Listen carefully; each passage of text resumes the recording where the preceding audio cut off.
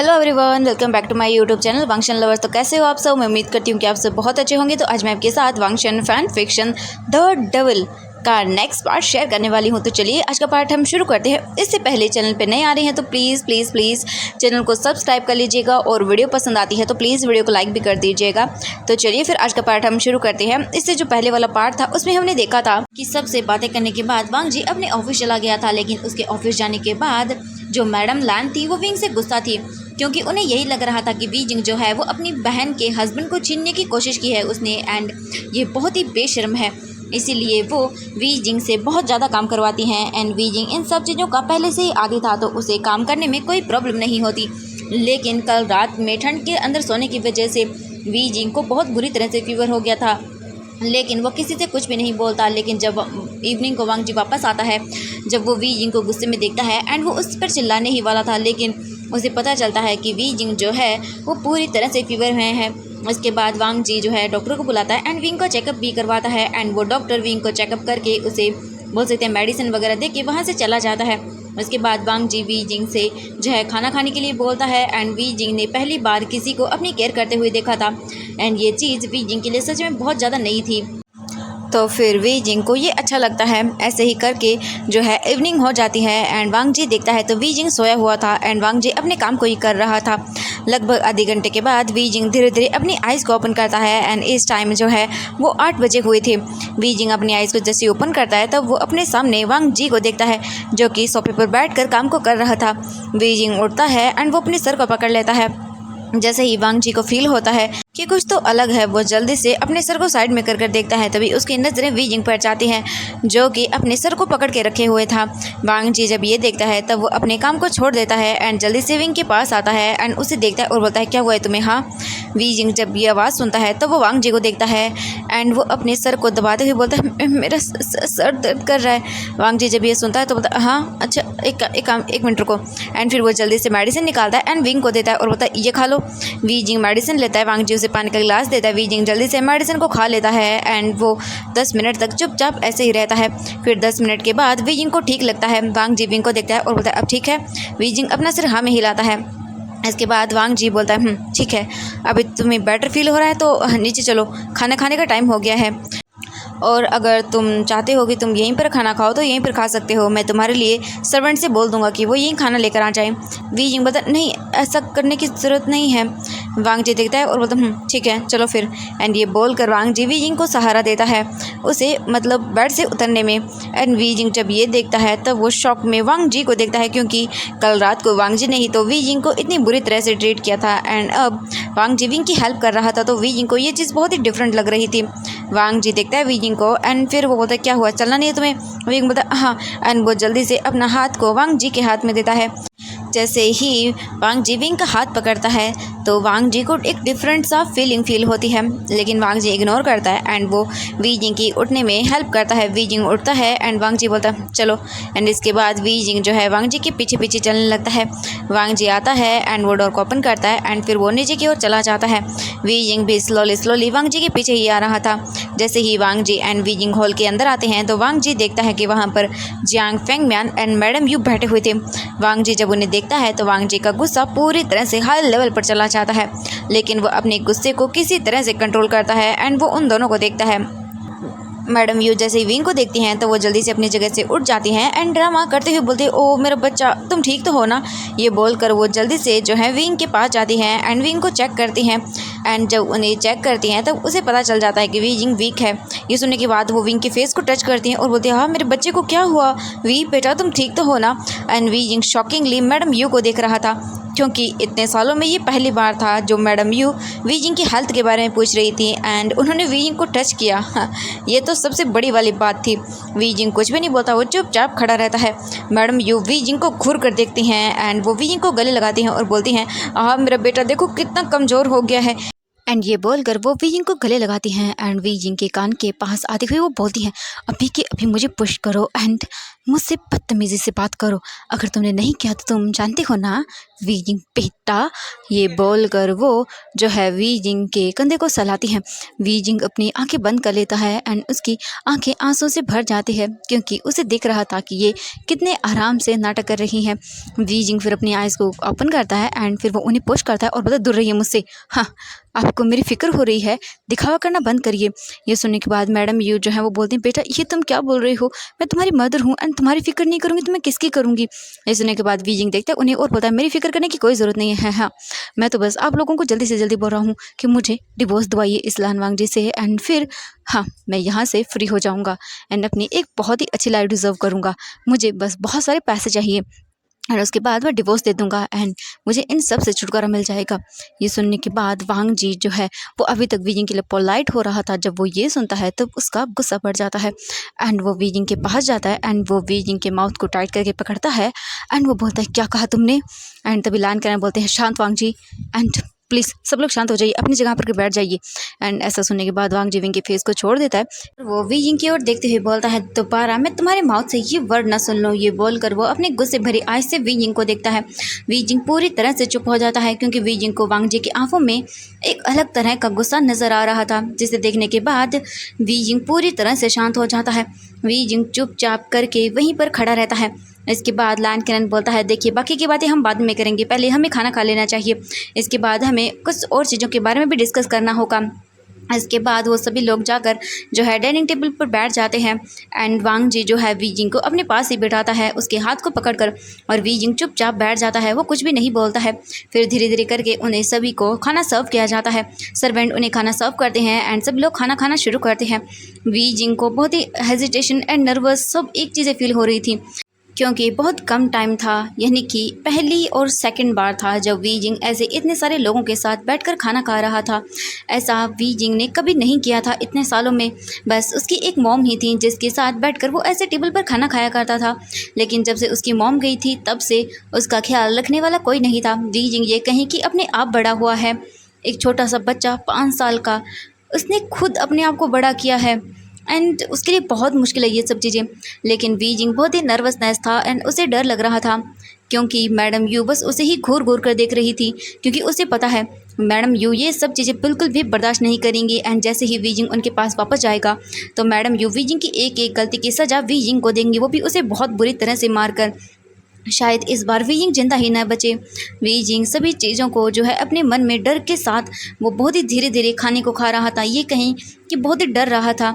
Wheezing जब खाने को खा रहा था तभी अचानक से उसे याद आता है वो बच्चे एंड वो भूखे होंगे, उन्होंने खाना भी नहीं खाया होगा एंड उसका रैबिट तुलसी वो कैसा होगा।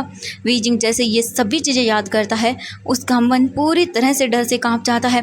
वीजिंग को डर लग रहा था उसका रैबिट ठीक तो होगा ना एंड उन बच्चों को क्या किसी ने खाना नहीं, कोई नहीं देगा, सिर्फ वीजिंग ही है उन बच्चों का जो उन्हें खाना देता है। वीजिंग ये सोच कर अपने उस खाने को खा ही नहीं पाता है। वहीं वांग जी जब देखता है कि वीजिंग ने खाना खाना बंद कर दिया है तब वो बोलता है, वी क्या हुआ, तुम खाना क्यों नहीं खा रहे हो, हाँ तुम्हें पता है तुम्हारी तबीयत ख़राब है एंड देन तुम खाना नहीं खा रहे हो, क्या तुम्हारा ये नया बहाना है, हाँ खाना न खाने के बाद एंड तुम फिर चुपचाप बैठे रहो कुछ भी ना करो, हाँ क्या तुम सबको ये दिखाना चाहते हो कि तुम बहुत ही मासूम बेचारे हो। वीजिंग ये सुनने के बाद कुछ नहीं बोलता, वो अपने सर को नीचे कर लेता है एंड फिर वो धीरे धीरे करके खाना खाना शुरू करता है। वीजिंग का मन नहीं था लेकिन फिर भी वो खाना खाता है। ऐसे ही करके सभी लोग धीरे धीरे करके अपने खाने को कंप्लीट करते हैं एंड मैडम यू तो बस वीजिंग को देख रही थी कि उसकी हिम्मत कैसे हुई ऐसे सबके साथ बैठ खाना खाने की, लेकिन वो यहाँ पर मजबूर थी, वो कुछ भी नहीं कर सकती थी। एंड फिर ऐसे करके उन्हें खाना कंप्लीट हो जाता है। वांग जी विंग को लेता है एंड बोलता है चलो रूम के अंदर एंड फिर वो विंग को ले जाने लगता है। तभी लाइन करने बोलता है वांग जी एंड फिर वो रुक जाता है। वांग जी पीछे टर्न होकर देखता है एंड विजिंग में मुड़ता है।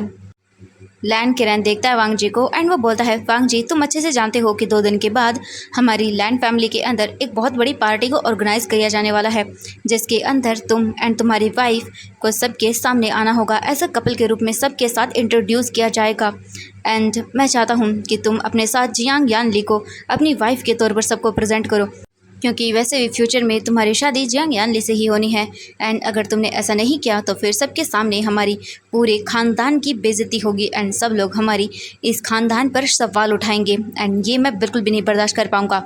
समाचार तुम्हें। वांग जी बोलता लेकिन अंकल, लेकिन लैन किरण अपने हाथ को आगे करता है एंड वो वांग जी को चुप रहने के लिए बोल देता है। फिर वो उठता है एंड बोलता है मेरा लास्ट यही डिसीजन है एंड यही होगा। ये बोल कर लैन किरण वहाँ से चला जाता है। वी जिंग चुपचाप ये खड़ा होकर सोच रहा था अपने मन में कि हाँ, ऐसा कैसे हो सकता है कि उस जैसे पर्सन को कोई अपने घर का ओमेगा कैसे बनाएगा, कोई कैसे उससे शादी करेगा। ये तो बस सब लोग अपने मतलब के लिए मुझे यूज़ कर रहे हैं। वीजिंग यही सोचकर अपने आंखों में आंसू ले आता है, लेकिन वो किसी को दिखने से पहले ही अपने आंसुओं को साफ कर लेता है। और वीजिंग अपने मन में सोचता है कि उसकी मॉम ने हमेशा उससे कहा था कि उसकी लाइफ में कोई ऐसा पर्सन आएगा जो उससे प्यार करेगा, जिससे वीजिंग की शादी होगी। वो उसे हमेशा से प्यार करेगा, उसे प्रोटेक्ट करेगा, उसे सबसे बचाएगा। लेकिन ऐसा नहीं है। वीजिंग की शादी तो हो गई है, लेकिन उसका जो अल्फा पार्टनर है वो उसे बिल्कुल भी प्रोटेक्ट नहीं कर रहा है, बल्कि उसे टॉर्चर कर रहा है। उन सब के साथ वो भी एक जैसा है, वो भी उन सभी की तरह ही है। आखिरकार कब ऐसा होगा? उसकी मॉम ने जो जो वीइंग से कहा था, क्या वो सब झूठ था? हाँ, क्या ऐसा ही होना था वीइंग के लाइफ में? उसकी मॉम ने कहा था कि जब उसका अल्फ़ा आएगा तो उससे बहुत प्यार करेगा, उसे इस दुनिया की सारी खुशियाँ देगा। लेकिन यहाँ पर तो ऐसा कुछ भी नहीं है। क्या उसकी मॉम ने जो कहा था शादी को लेकर, क्या वो सब चीज़ें झूठ थी? यही सोच सोच कर वीजिंग का दिल टूटा जा रहा था। एंड वैसे भी वांगजी तो उसकी बहन का हस्बैंड है, उसका नहीं। एंड बहुत जल्द ही वीजिंग को इस रिश्ते से भी आज़ाद कर दिया जाएगा। वीजिंग यही सब सोचकर अपने दिल पर हाथ रख लेता है, क्योंकि उसे दर्द होता है जैसे ही उसने ये सुना कि अब बहुत जल्द ही वीजिंग का डिवोर्स हो जाएगा वांगजी से। हालांकि वीजिंग वेडिंग के बारे में इतना सब नहीं जानता है, लेकिन जितना भी उसने देखा है कि कैसे उसकी जो आंटी हैं वो अपने हस्बैंड के बारे में बताती हैं कि वो उससे कितना प्यार करते हैं, उनके बच्चे भी हैं। एंड यही सब चीज़ें वीजिंग सोच सोच कर परेशान, बोले कि मतलब बहुत ही बुरी तरह से टूट रहा था। उसे भी चाहिए थी एक फैमिली। वीजिंग ने कहीं ना कहीं अपने दिल के एक कोने में एक उम्मीद लगा के रखी थी कि हम जैसा उसकी मम्मी ने कहा था, उसकी एक दिन शादी होगी एंड उसका अल्फा पार्टनर उसे बहुत अच्छे से ख्याल रखेगा। एंड वीजिंग की जो मॉम थी, उन्होंने पहले ही वीजिंग से बोल दिया था कि उसका बेटा बहुत ब्यूटीफुल ओमेगा बनेगा। शायद कहीं ना कहीं वो जानती थी कि वीजिंग ओमेगा होगा, इसीलिए उन्होंने कहा था कि उसका जो पार्टनर होगा वो बहुत उससे प्यार करेगा। लेकिन ये तो बिल्कुल अपोजिट है उसके। वीजिंग की मॉम ने कहा था कि वो एक खुश भरी लाइफ जिएगा, लेकिन कुछ भी नहीं है। वीजिंग अपने मन में बोलता है, मम्मा आपने मुझसे झूठ कहा था कि शादी हैप्पीली होती है, उसमें लोग एक दूसरे से प्यार करते हैं, केयर करते हैं, लेकिन यहाँ पर तो ऐसा कुछ भी नहीं है मम्मा। हाँ, क्या आपने मुझसे झूठ कहा था? वीजिंग अपने मन में ही अपनी मॉम से ये सवाल करता है। एंड वांग जी कुछ भी नहीं बोलता, वो चुपचाप अपने रूम की ओर चला जाता है। एंड वीजिंग चुपचाप वहीं पर खड़ा रहता है। एंड उसने ध्यान नहीं दिया कि वांग जी वहाँ से चला गया है, क्योंकि वीजिंग अपने ही ख्यालों में बिजी था। उनके जाने के बाद जो मैडम लैन थी वो जियांग यानली के पास आती हैं एंड वो बोलती है कि मैं तो बहुत खुश हूँ कि मेरी ये प्यारी सी बेटी वांग जी की वाइफ बनने वाली है बहुत जल्द ही। वरना किसी ने तो कोई कसर नहीं छोड़ी थी मेरी बेटी का इसका हक छीनने का। लेकिन अब बहुत जल्द ही सब ठीक हो जाएगा एंड जल्द ही हाँ, तुम्हारी बेटा मेरे वांग जी बेटे से शादी होगी एंड वो तुम्हें बहुत प्यार करेगा एंड वो तुम्हारी लाइफ को खुशियों से भर देगा। उसके बाद देखना तुम पूरी तरह से हैप्पी रहोगी एंड बहुत जल्द ये मनहूसियत भी यहाँ से जाने वाली है। ये सुनने के बाद जो जियांग यानली थी वो बोलती thank you so much mother in law and मैं बहुत हैप्पी हूँ कि वांग जी जैसा इतना ब्यूटीफुल इतना हैंडसम अल्फा मेरा हस्बैंड बनने वाला है। मैं बहुत खुश हूँ। ये बोलकर वो मैडम लैन को गले लगा लेती है एंड यू भी आती हैं एंड वो बोलती है कि ऑब्वियसली मेरी बेटी को इतना ब्यूटीफुल एंड इतना हैंडसम अल्फा मिलना ही था, क्योंकि वो डिज़र्व करती है। ये बोलकर वो स्माइल करते हुए यानली के सर पर हाथ सहलाती हैं एंड यानली जो है बहुत ही हैप्पी हो जाती हैं।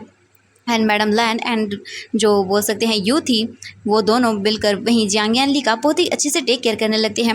एंड वीजिंग जो है जब इनकी आवाज़ें सुनता है तब वो अपने सोच से बाहर आता है एंड वो इन सब को देखता है। वीजिंग अपने फेस को टर्न करके चुपचाप ऊपर की ओर जाने लगता है। मैडम यू वीजिंग को देखती हैं एंड वो बोलती है कि बस 2 दिन के बाद तुम इस घर से पूरी तरह से निकल जाओगे, जब तुम इन सब के सामने कैरेक्टरलेस साबित हो जाओगे। हाँ, एंड पिछली बार तो तुम बच गए थे, लेकिन इस बार तुम बिल्कुल नहीं बचोगे। एंड ये सोचकर वो एक डबल सी स्माइल देती हैं। इसके बाद मैडम यू बोलती हैं कि अब हमें चलना चाहिए एंड ये बोलकर वो जियांग फैंगमैन के पास आती हैं एंड वो बोलती हैं हस्बैंड चलें। तभी मैडम लैन आती हैं एंड वो बोलती हैं कि आप यहीं रुक जाते, लेकिन जो जियांग फैंगमैन थी वो बोलती है कि नहीं, हमें जाना होगा, हमें बहुत सारा काम है एंड वैसे भी 2 दिन के बाद पार्टी है तो बहुत सारी प्रिपरेशन करनी होगी ना। ये सुनने के बाद मैडम लैन बोलती है कि हाँ बिल्कुल आपने सही कहा। एंड इसके बाद जियांग फैंगमैन वहाँ से मैडम यू के साथ चले जाते हैं। वहीं हम जियांग मैंशन का सीन देखते हैं। जियांग चैंग अपने हॉल के अंदर बैठा हुआ था एंड वो ड्रिंक कर रहा था एंड पूरी तरह से ड्रंक था एंड वो बोल रहा था ऐसा कैसे हो सकता है।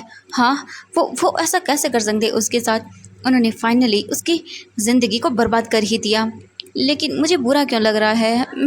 मैं उसे देखना चाहता हूँ। क्या वो ठीक है? मुझे नहीं पता, लेकिन वो मुझे पसंद है। मैं उसे चाहता हूँ अपने पास।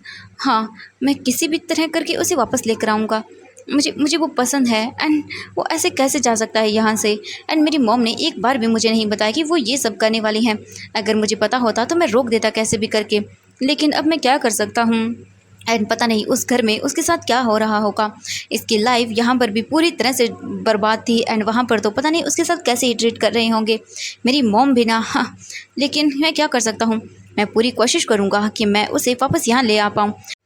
इसके बाद थोड़ी देर के बाद ही वहाँ पर जो है जियांग फेंगमैन एंड मैडम यू आते हैं। एंड वो जब देखते हैं जियांग चेंग को ऐसे ड्रिंक करते हुए, तो मैडम यू उनके पास जाती है एंड बोलती हैं, ये क्या कर रहे हो तुम जियांग चेंग? ये सुनने के बाद वो अपनी मॉम को देखता है और बोलता है, कुछ नहीं मॉम, बस ऐसे ही चिल। एंड आपने सच में इतनी बड़ी चाल चल दी और किसी का पता तक नहीं लगने दिया। एंड आपको क्या लगता है वो लैंस इतनी जल्दी आप पर ट्रस्ट कर लेंगे? तो मैडम जो यू थी वो स्माइल करते हुए बोलती हैं, हाँ ट्रस्ट कर लेंगे। बहुत जल्द ही मैं उस वी जिंग को वापस यही लाकर कैद करूँगी, और इस बार तो मैं उसे जिंदा नहीं छोड़ूंगी। हाँ, उसकी हिम्मत कैसे हुई? हाँ, उसके बहुत पर निकल गए हैं वहाँ पर, उसे जल्दी ही कुतरना होगा। एंड चिंता मत करो, वैसे भी 2 दिन के बाद लैंड मैंशन के अंदर पार्टी है। एंड उसके बाद हाँ, वो बेइज्जत करके पूरी लैंड फैमिली के द्वारा बाहर निकाल दिया जाएगा। एंड इसके बाद मैं अपनी बेटी यानली की शादी हाँ अच्छे धूमधाम से करवाऊंगी। एंड ये बोलकर वो एक डबल से स्माइल देती हैं। जियांग चेंग बोलता है, मॉम आप क्या करने वाली हैं?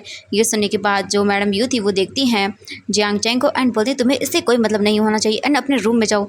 ये सुनने के बाद जो जियांग चेंग था वो चुपचाप अपनी वाइन की बॉटल उठाता है एंड वो सीधा अपने रूम में चला जाता है। जियांग फेंगमैन देखता है मैडम यू को और बोलता है, ये तुम्हारा बेटा पूरी तरह से डिस्ट्रॉय हो चुका है। सच में किसी दिन ये हमारी नाक को कटवा देगा। मैडम यू बोलते हैं, आज चिंता मत करिए ना डार्लिंग, वैसे भी वो जल्द ही ठीक हो जाएगा। हाँ, ये सुनने के बाद जियांग फेंगमैन कुछ भी नहीं बोलते। एंड फिर वो थोड़ी देर के बाद बोलते हैं कि तुमने क्या डिसाइड किया है यू? एंड वैसे भी जल्द से जल्द उसे वहाँ से निकालना होगा। अगर किसी ने वीजिंग की सच्चाई को पता लगा लिया तो फिर हमारे लिए बहुत बड़ी प्रॉब्लम हो जाएगी। ये सुनने के बाद मैडम यू बोलती हैं, अब चिंता मत करिए, मैंने बहुत ही सॉलिड प्लान बनाया है। एंड पार्टी के अंदर तो देखना तुम वो किस तरह से सबके सामने बेइज्जत होता है। तो जियांग फेंगमैन बोलते हैं, वो अकेला बेइज्जत नहीं होगा, हम भी होंगे। तो जो मैडम यू थी वो बोलती है कि ऐसा नहीं होगा, अब चिंता मत करिए, सिर्फ और सिर्फ उसी की बेइज्जती होगी। एंड ऐसे भी बहुत जल्द ही हमें उसकी कोई ज़रूरत नहीं होगी। एंड उसके बाद हम उसे जिंदा भी नहीं छोड़ेंगे। ये सुनने के बाद जियांग फेंगमैन एक डेविल से स्माइल देते हैं एंड वो चुपचाप वहाँ से चले जाते हैं। एंड मैडम यू भी चली जाती हैं। वहीं हम दूसरी तरफ देखते हैं उन बच्चों को जो कि ऐसे ही टनल के पास बैठे हुए थे। एंड उनमें जो सबसे छोटा बच्चा था वो बोलता है, वीगा क्यों नहीं आए? मुझे भूख लगी है, वो आ जाते तो कुछ खाना मिल जाता, मुझे कुछ भूख लगी है गगा। जो एक और लड़का था 15 साल का वो बोलता है, पता नहीं शायद हो सकता है वीगा किसी मुसीबत में हो इसीलिए वो नहीं आए, वरना वो ज़रूर आते। मैं शायद पता करके आता हूँ, ठीक है तुम यहीं पर रुको। तो वो छोटा सा बच्चा बोलता है ठीक है। एंड जो अदर बच्चे थे वो उस छोटे से बच्चे का ख्याल रखने लगते हैं क्योंकि वो 5 साल का ही था। एंड सच में बच्चों से भूख बर्दाश्त नहीं होती। इसके बाद जो बच्चा था बड़ा वाला वो वहाँ से जाता है एंड वी मैंशन के सामने आता है। एंड वो देखने लगता है कि कहीं ना कहीं उसे वीजिंग दिख जाए। तभी जो सिक्योरिटी गार्ड था उसकी नज़रें उस बच्चे पर पड़ती हैं एंड वो बोलता है, तुम यहाँ पर क्या करे हो बेटा? ये सुनने के बाद जो बोल सकते हैं वो बच्चा था वो आता है उसके पास एंड वो बताता है कि उसके वीजिंग का क्या ठीक है, उन्हें कुछ हुआ तो नहीं है। ये सुनने के बाद वो गार्ड बोलता है कि बच्चा पता नहीं पूरे 2 दिन हो गए हैं लेकिन अभी तक यंग मास्टर घर पर नहीं आए हैं। मुझे लगता है कि इन्होंने फिर से उसके साथ कुछ ना कुछ गलत किया है। पता नहीं बेचारा वो कहाँ पर होगा, वो तो इतना छोटा है कि बर्दाश्त भी नहीं कर पाएगा। मुझे पता चला है कि शायद कुछ ना कुछ तो हुआ है उसके साथ। एंड मुझे डर लग रहा है, पता नहीं वो बेचारा ठीक भी होगा या नहीं। ये सुनने के बाद वो डर जाता है और फिर वो रोने लगता है। ये देखने के बाद वो सिक्योरिटी गार्ड उसके पास आता है एंड उसे चेक करवाता है एंड बोलता है, क्या हुआ बेटा, मुझे बताओ, हाँ क्या कोई प्रॉब्लम है? ये सुनने के बाद जो छोटा सा बच्चा था वो हेजिटेट फील करता है लेकिन फिर भी वो उसे बता देता है। ये सुनने के बाद जो सिक्योरिटी गार्ड था वो बोलता है, अच्छा ठीक है 1 मिनट रुको। एंड फिर वो अपनी पॉकेट से कुछ पैसे निकालता है एंड उसे देता है और बोलता है, जाओ इससे तुम कुछ सामान खरीद लेना, ठीक है? एंड मुझे नहीं पता कि वो कब आएगा लेकिन वो जब भी आएगा मैं तुम्हें इन्फॉर्म कर दूंगा, ठीक है? ये सुनने के बाद वो बोलता है कि थैंक यू सो मच, आपने हमारी हेल्प की। तो जो सिक्योरिटी गार्ड था वो बोलता है, कोई बात नहीं, मैं तुम्हारे लिए एंड उन वीजिंग के लिए भी कर रहा हूँ सच में।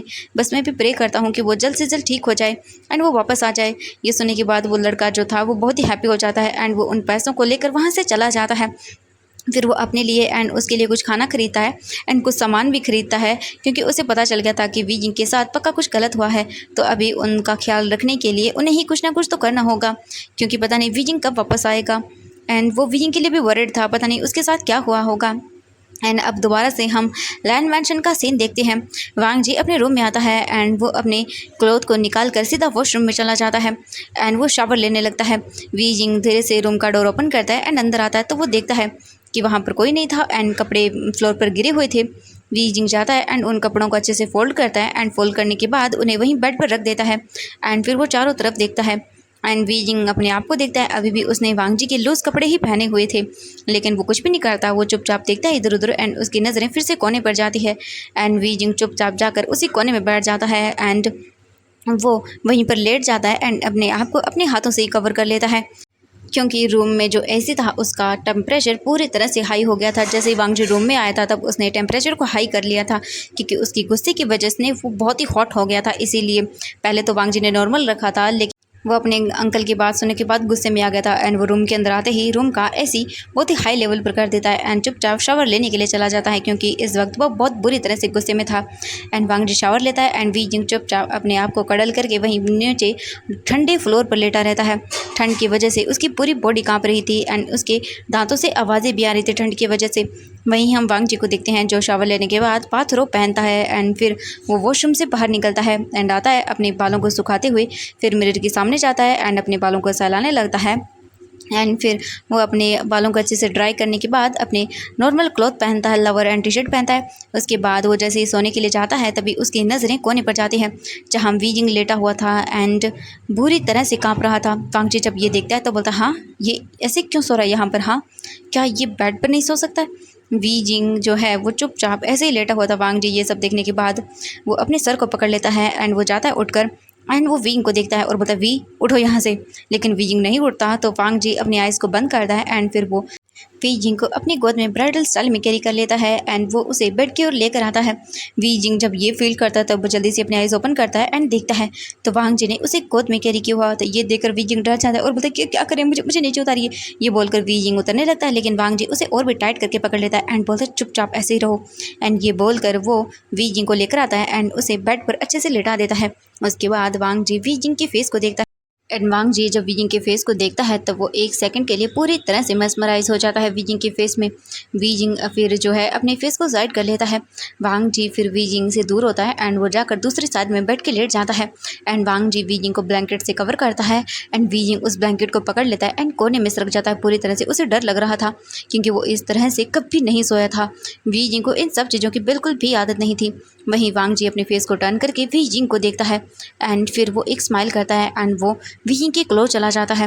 वी जिंग जैसे जैसे फील कर रहा था कि कोई उसके पास आ रहा है, वी जिंग की पूरी बॉडी वाइब्रेट कर रही थी। वांग जी वी जिंग के क्लोज आता है एंड वो अपने हाथों को वी जिंग की टमी के अराउंड रैप करता है एंड पूरी तरह से उसे अपनी ओर खींच लेता है। वी जिंग सीधा जाकर वांग जी की सेस से हिट होता है एंड वांग जी वी जिंग को उसके टमी पर पकड़कर उसे सहलाने लगता है, जिससे वी जिंग को अजीब सी फीलिंग फील होती है और वो बोलता है, ये आप क्या कर रही हैं। लेकिन वांग जी अपने नेक को वी जिंग के नेक पर रखता है एंड अपने लिप से वी जिंग के नेक को टच करने लगता है। वांग जी बोलता है, तुम बहुत अच्छा स्मेल कर रही हो। एंड ये बोलकर वांग जी वी जिंग की नेक पर उसे वेट किसेस करने लगता है, जिससे वी जिंग पूरी तरह से फ्रीज हो जाता है। उसे समझ नहीं आता ये क्या हो रहा है उसके साथ एंड वो दूर करने लगता है। लेकिन वांग जी वी जिंग के हाथों को पकड़ता है एंड उसकी कमर के पीछे ही फोल्ड कर देता है एंड वो बोलता है, चुप रहो। एंड ये बोलकर वांग जी जो है वी जिंग के ऊपर आता है एंड वो वी जिंग की फेस को देखता है। वांग जी जब विंग की फेस को देखता है तब वो पूरी तरह से mesmerize हो जाता है। वांग जी धीरे धीरे करके अपने फेस को वी जिंग के फेस के क्लोज लेकर आता है एंड वो वी जिंग की नेक पर जो है स्मेल करता है, जिससे वी जिंग को बहुत ही डिफरेंट फील होता है एंड वी जिंग को पूरी तरह से अपनी बॉडी के अंदर सेंसेशन फील होती है। वी जिंग को ये आप क्या करें। इससे पहले कि वी जिंग कुछ और बोल पाता, वांग जी अपने फिंगर को वी जिंग के माउथ पर रखता है एंड फिर उसके ईयर के पास जाते हुए बोलता है, मैं तुम्हारा हस्बैंड हूँ एंड तुम्हारा जॉब है कि तुम मुझे सेटिस्फैक्शन फील करवाओ। ये सुनने के बाद वी जिंग कन्फ्यूजिंग लुक से वांग जी को देखता है, क्योंकि सेटिस्फैक्शन ये क्या होता है भाई। वी जिंग को कुछ भी नहीं पता एंड वो वांग जी को देखता है और बोलता है, क्या बोल रहे हैं आप, हाँ। लेकिन वांग जी वी जिंग की कोई बात नहीं सुनता एंड वो वी जिंग के बोल सकते हैं एयर के पास जाकर उसे लिक करने लगता है, जिससे वी जिंग तो मानो पूरी तरह से शॉक में आ जाता है एंड वो जल्दी जल्दी मूव करने लगता है। लेकिन इससे वांग जी को गुस्सा आता है एंड वांग जी वी जिंग के दोनों हाथों को पकड़ कर जो है बेड पर पिन करता है वीजिंग बोलता प्लीज़ मत करिए, मुझे छोड़िए, ये क्या कर रहे हैं आप, मुझे बहुत अजीब लग रहा है प्लीज़। लेकिन वांग जी बिल्कुल भी वीजिंग की बातों को नहीं सुनता एंड वीजिंग जो स्ट्रगल कर रहा था तो वांग जी वीजिंग के दोनों हाथों को अपने हाथों में लेता है एंड फिर वीजिंग के फिंगर से अपने फिंगर को इंटरलॉक करता है एंड दोनों हाथों को बेड पर पिन करता है एंड फिर वीजिंग को देखता है। वीजिंग बोलता है ये आप क्या कर रहे हैं, मुझे अच्छा नहीं लग रहा है, प्लीज़ ऐसा मत करिए। वांग जी जब ये सुनता है तो बोलता हाँ मैं क्या कर रहा हूँ अभी बताता हूँ तुम्हें। ये बोलकर वांग जी वीजिंग के नेक के पास आता है एंड वो उसके एडम एप्पल पर उसे किस करने लगता है। वीजिंग बहुत बुरी तरह से डर जाता है एंड वो डर से कांपने लगता है क्योंकि उसे ये सब चीज़ें याद आ रही थी जो उस दिन उसके साथ नाइट